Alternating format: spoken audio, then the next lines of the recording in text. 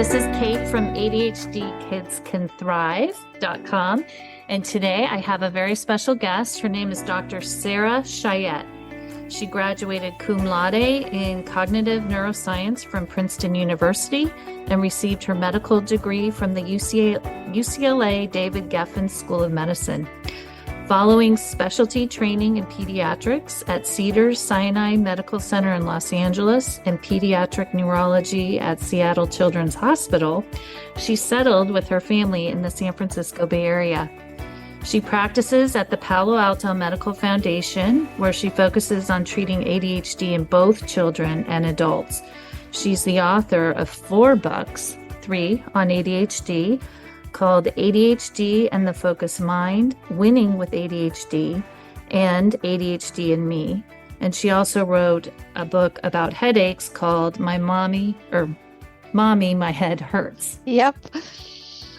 Very well accomplished. I'm doing the best I can. It's pretty incredible. So thank you for joining me. I asked, do you go by Dr. Sarah? That'll work. Dr. Sarah to join us. I want to be very respectful of you and all your accomplishments. So I asked Dr. Sarah to be here to share aspects about ADHD that they're difficult subjects that parents of ADHD children have to deal with. And I asked her to kind of share her wisdom and insights to help parents who are dealing with kids when anxiety, depression, and maybe suicidal ideation kind of starts to come into play with a child, teen, or young adult who has ADHD. Yeah, I'm glad you had asked me because these are such important topics and they're not fun topics, that's for sure. I mean, this is just really when your child is unhappy, it just gets you. And there's just nothing worse for a parent than a child who is anxious or depressed or both. And if they're talking about suicide, people don't know what to do. So thank you for having me. I'll do the best I can. But thank you for addressing these important topics on your show. Oh yeah, you're welcome. It's not the fun part of the show, but an important part, I think, to talk about. So let's start kind of from the top of just explaining like how ADHD and anxiety or depression are all related to each other. Yes. So statistically, people with ADHD are more likely to have anxiety and depression and vice versa. Like if you have anxiety and depression, sometimes it's because of undiagnosed or undertreated ADHD. I think historically, especially for girls, the anxiety and the depression was more noticed by society. And it's been only recently that people have been looking for the attention deficit component if it's there. It's not always there. If you think about ADHD in general, you have to think about the difference between focusing and not focusing, right?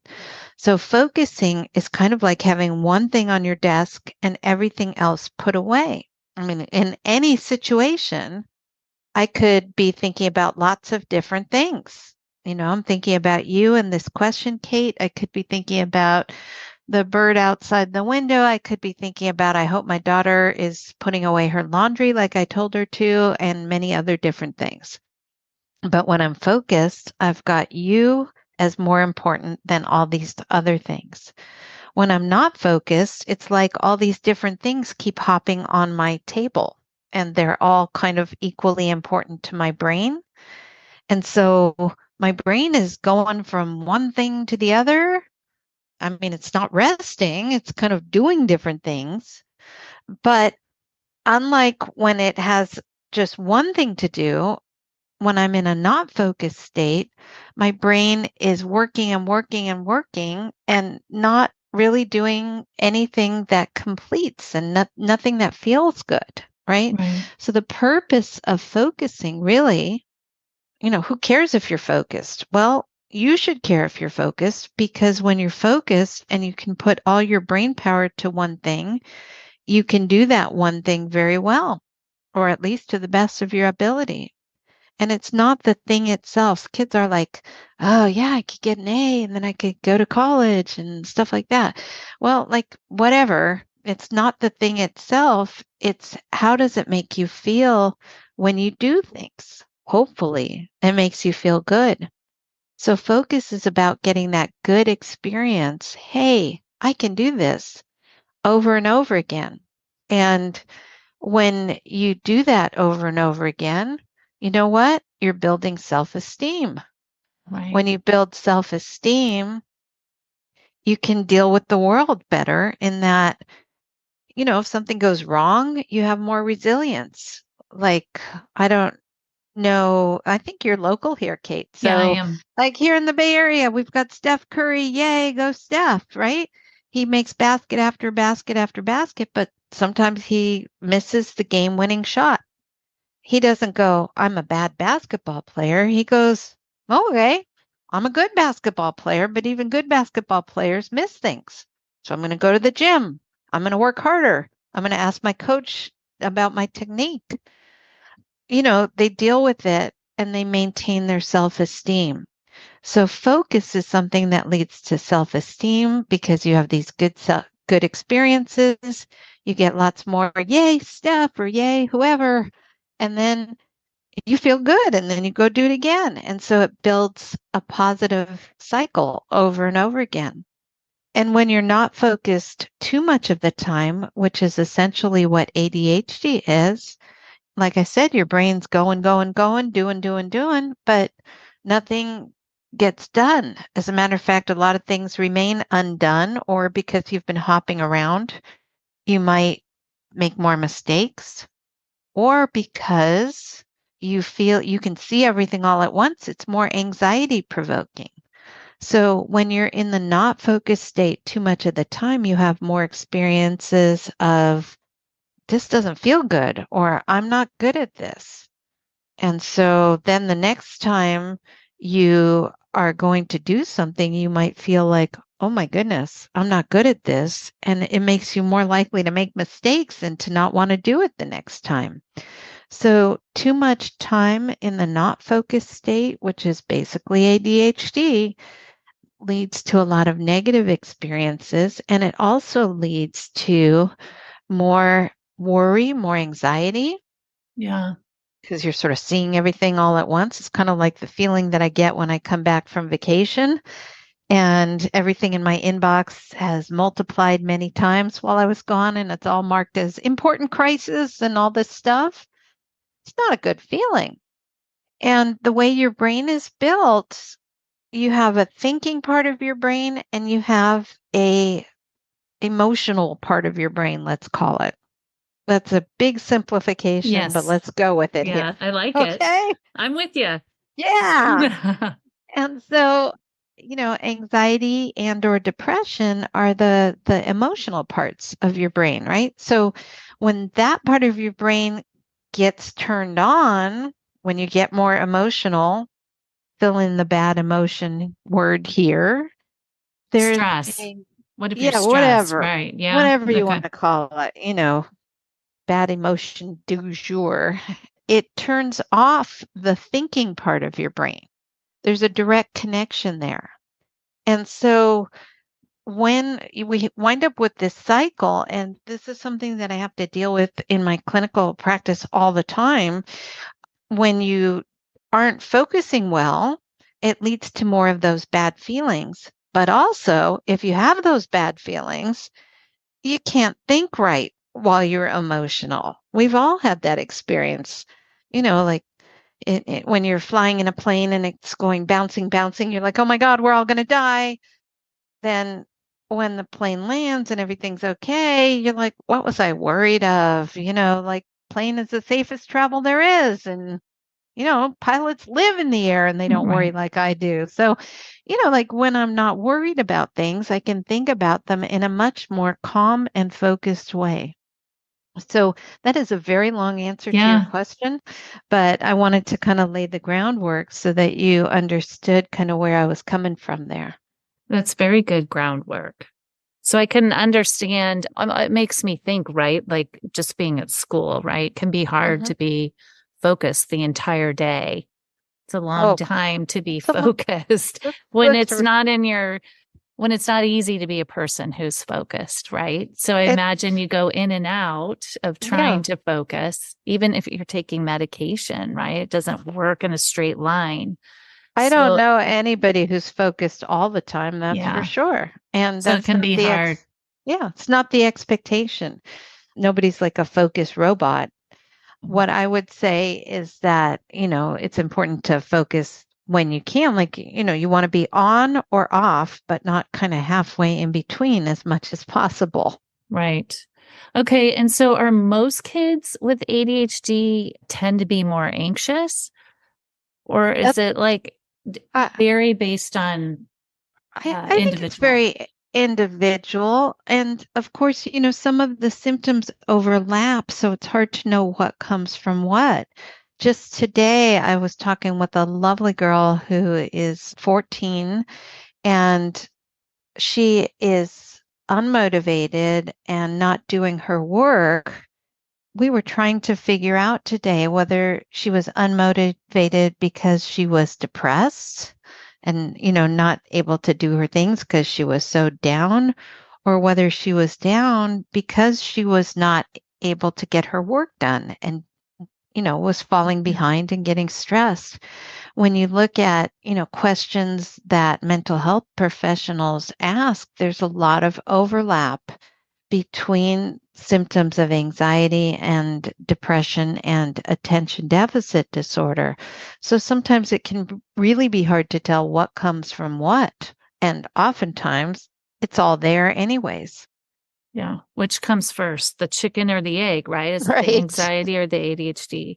Right. So that's why it's a good idea to seek out a professional. Yeah, but even to help your child. As a professional, I can tell you, sometimes I don't know. Sometimes we decide, well, we're going to try it this way based on past experience or based on, gut instinct. But it is a difficult question to answer for anybody. But yeah, as a parent, yes, you know your child the best, but no, you may not be the most objective person about your child either. And the same is true for the kids. The teenagers especially will say, well, I'm the one who's experiencing this, so I know exactly what I'm talking about. And yes, they do know a lot. But on the other hand, we all benefit from someone objective as well. They're the least objective people about them. Right. Right. Okay. So if your child is struggling with depression and or anxiety, what treatments are available? Well, the treatments that are recommended and helpful are not always available. That's the problem. There's been a huge shortage of therapists and psychiatrists and other mental health professionals.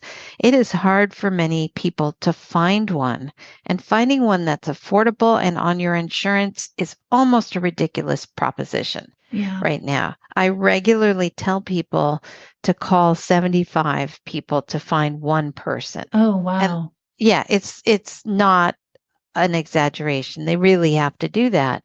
And it's sort of an hour, a couple of hours really of calling. And many people don't call you back. So, you have just a few people to sort from at the end. But even still, people have a hard time finding a professional to help them. What is recommended is therapy as a first line, and there can be, medication help as well. I'm talking for anxiety and depression. Right, right. The therapy is a first line treatment, but medication is used sometimes when we can't find the therapy. But don't forget, there are also some non-medication, non-therapy types of things that can be helpful. Sometimes there are books that are helpful. There's books about anxiety, books about depression. And as you know, I have some books about ADHD, but focusing on the anxiety and depression, there's some really good books out there as well. So you and or your child might benefit from books which are available. Also, habits. So going outside is important. disconnecting from your screens is important. Getting some exercise is important. These are all very important things for anxiety and depression, not to mention sleep. Yeah, getting sleep. Yeah. Getting some And the sleep. exercise is probably the best antidepressant. I think it's a great antidepressant when people exercise enough, and I'm not talking about walking for 10 minutes, but exercise that makes you sweat. It changes your brain. There are chemical changes in your brain that result from the exercise. It also helps people with focus. It also helps people with falling asleep that night. And it gives a Right. big boost to your self-esteem. And Yeah. it's hard, if you're depressed and you can't get out of bed, you probably cannot even envision exercise. But hopefully you can exercise so you don't get that depressed and can't get out of bed. I mean, it's a really important thing to make yourself do if you can do it. And it could be something fun. I'm not one who thinks running is fun. It's very efficient and it's Yes. outside. It's good. But, there might be other funner things to do that you might do with a friend, and the social aspect might help you. I Right. love boxing. There's tennis. There's all sorts of things that you can do that might be fun too. Right. Think While you're creatively. exercise. Yeah. Yeah. Okay. So here's my next question. As a parent, and I think this is hard for the child too, is like, how do you help your child manage their school life while also helping them keep like the anxiety and depression in check? Yeah, that's a tough one. And that really may depend a lot on the age of your child, right? So you will manage a younger child differently from an older child where Right. you can't possibly do it so much. So, but in the younger years, even if you have small kids, trying to get them good habits such as this. Yes, if you're going to watch TV or be on an iPad or be on a phone, it's helpful if you tell yourself how long you're going to be on it. And will you please set an alarm so that the alarm goes off? You know that your time to be on the screen is off and you get yourself off the screen. That gets away from a kid relying on a parent to tell them what to do, which makes the parent the bad guy. Right. And, it sets up bad habits over the years. When are you going to get your homework done? Might be a good question to ask a 10-year-old, for example. You might be the person who helps her keep her schedule. Like, okay, you do have your piano lesson at this hour and lacrosse practice at that hour. How are you going to fit your homework in? And of course, you may be guiding her more when she's 10 than when she's 15 or 17 or whatever. But those are good questions and good ways to approach smaller kids. As an older kid, boy, that can get tricky. What you're trying to envision is launching them into some sort of independent college situation, whether it's a community college or a 4-year away college. Colleges are not going to tell you how your kid is doing in school, whether they're missing work. I mean, that's not what they do. I think it's illegal for them to do that unless your child signs a form. And the thing about it is you want to kind of keep that endpoint in mind as you're moving through the middle and high school years, because the goal is not just to get them into college, they got to survive once they get there. Right. So trying to, in terms of your question, it kind of depends on how impaired or how problematic the kid is by that point. But you always have to meet people where they are and see if you can increase their, improve Their their independence. independence. But it's not going to be going from 100% support to 0% support. You want to take you want to look for about 5% improvement. and repeat the 5%. So we know this from like studies of athletes and the flow. How do you get somebody to do something new that's scary? You want to kind of do it little by little by Wow. little. And, kids have to have some buy-in, especially when, not only when, but especially when they are teenagers. So, you got a kid who might be not turning in work, not studying for tests, not practicing his whatever. And you need to ask that kid, what is important to you? What do you want to do differently? What would make your life better? And no, I'm not going to listen to no homework or, some pie Right. in the sky thing. But, is there some area of your life that you can envision being 5% better? That might give you an idea where to support them and where not to support them. Right. That's good advice. So let them kind of take responsibility for the 5% incremental, 5% of the Right. incremental improvement. And then as a parent, maybe supporting them Right. on the other So, parts while they're mastering an additional 5%. you have to have some communication, and that communication is not you telling your child what to do, unfortunately. As a parent, I would love it if they would just do what I said, right? Yes. That would be fantastic. Not ever happen. So, I think, the old joke, my husband's a psychiatrist, so he tells the old joke about the how many psychiatrists does it take to change a light bulb?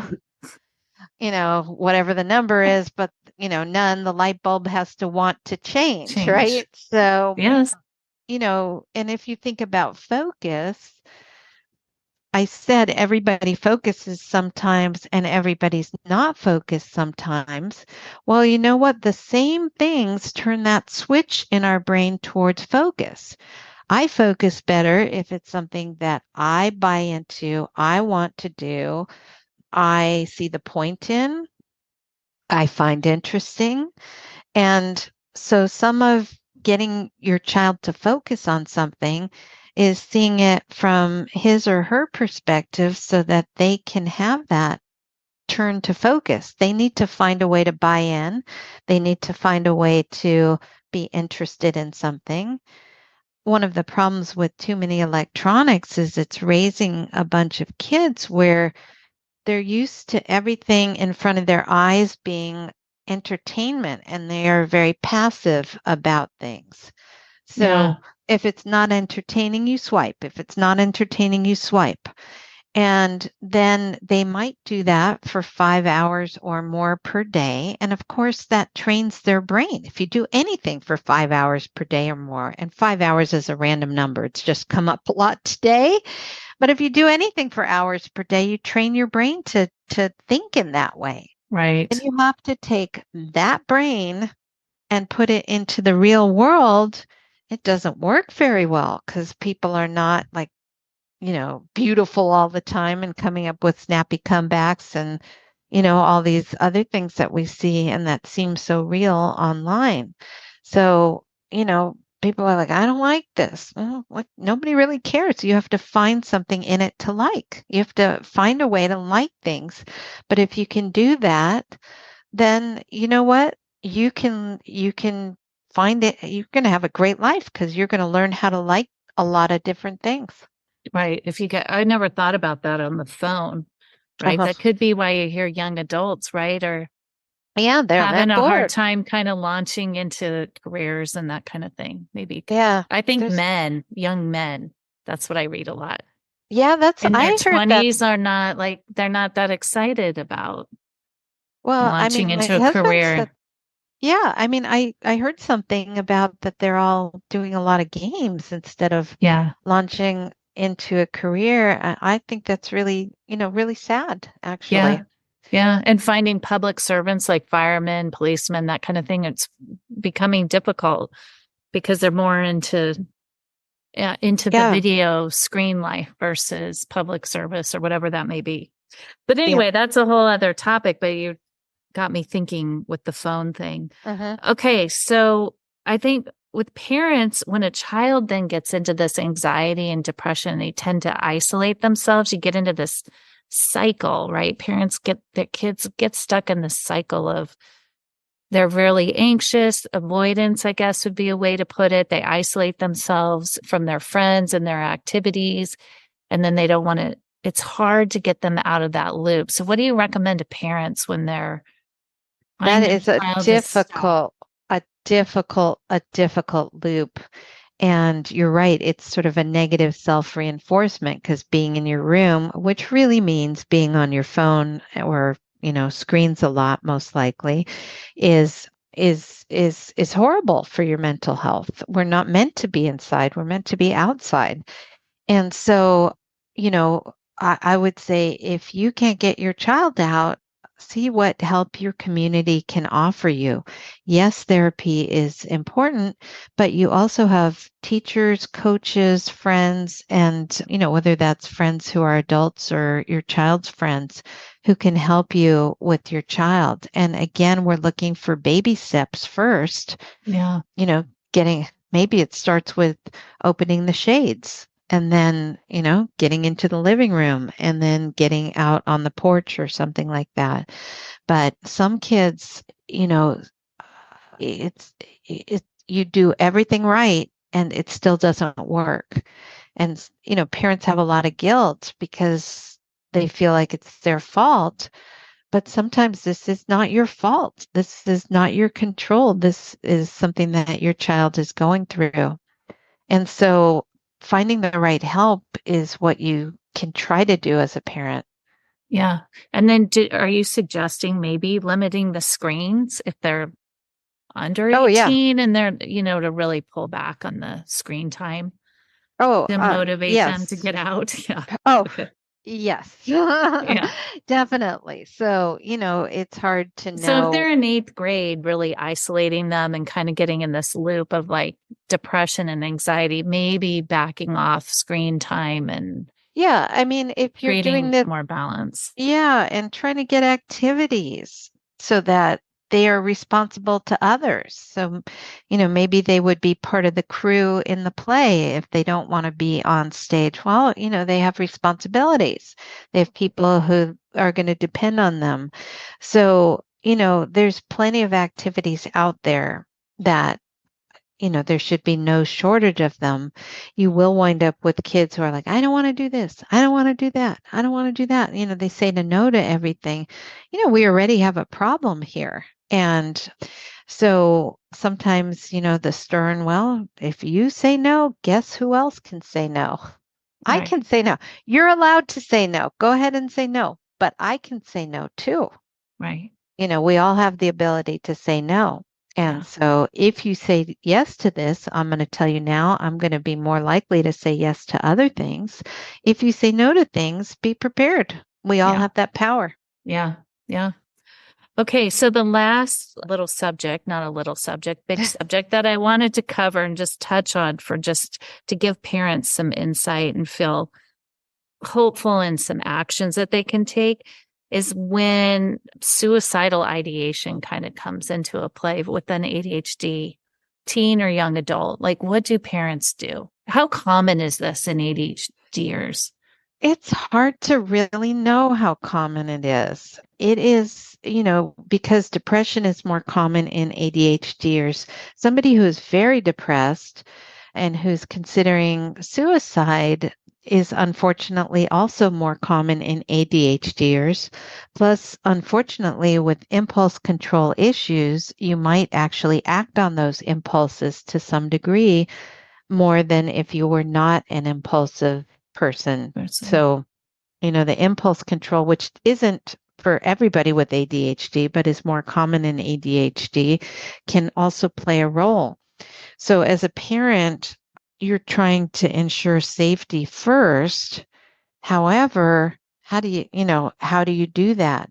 If your child is saying that they are committing suicide or that they're thinking about killing themselves, then the first thing a parent is thinking is like, is this really it? Is this the hyperbole of teenagers? Is this someone saying it out of frustration? or manipulation sometimes versus do they really truly mean it? And so you want to look for other signs like sleeping, eating, whether they're interested in going out with friends or doing activities that they enjoy. But this is often where a professional is needed. Unfortunately, it's again hard to access the right person when you need them. Emergency rooms are always open, and they do have people there who are trained to evaluate kids to see if they're serious about committing suicide. So that is always an option for people. And, we can say there's a lot of things we could improve about what happens after you get to an emergency room. If, sometimes people are being held there for a long time until they figure out what to do because there's a shortage of inpatient facilities for teens. So it's not necessarily the easiest ride once you get there. However, in an inpatient facility, your child should at least be safe and give you time to sort this out. But I'm hoping that, most kids who say that they're suicidal will not commit suicide. But it's finding those few that is the tricky part. Right. And maybe finding out what the real reason is behind it. Why they may be saying it. Yeah. Exactly. And, it's so sad when young people who have the world in front of them are sad. And my heart goes out to all those who are dealing with that. Yeah. Do you think the COVID times escalated a lot of this in kids? I think it sure, there were some kids who did fine in COVID and some kids who, especially if they were socially anxious for a while, they were feeling pretty good inside those walls. However, was a lot more exposure to the electronics, and a lot of kids have had a hard time saying goodbye to that. And there's a lot of social pressures on electronics, that you see sort of idealized relationships all the time. And so I think it's been hard for a lot of kids to crawl out of COVID. And they've missed some years where, I just call them like the playground experiences where you have to negotiate with other kids and, decide what to do. And you can't take it personally if somebody doesn't want to play the game. You want to play the game, and all this stuff, combined with a general, at least where we live, sort of less unsupervised play outside where that same negotiation takes place, then, kids, I think, are needing to work on social skills. Yeah. Okay. That'll come and not time, being right? not being anxious about social interactions, right? Like yes. when I was young, yes. Right. Like when I was young, I had a friend, I would have to call the house. Hello, Mrs. Brofman, is Adria there? And blah, blah, blah. You'd have to talk to adults, and, now you can kind of do so many things without talking to people. So, it's a whole new world. It's a whole new world. There's some good things about it, and there's some difficult things about it. But, the same basics apply. You want to eat, you want to sleep, you want to get your exercise. Those are sort of like the 3 rungs of the stool that hold me up every day. Yeah. Yes. And as parents, I think those are important, right? With your kid, especially if they have ADHD, you probably got to make those. Oh, yeah. Instill those pillars daily. Absolutely. Absolutely. Okay. Well, thank you, Dr. Sarah. This was a wonderful conversation.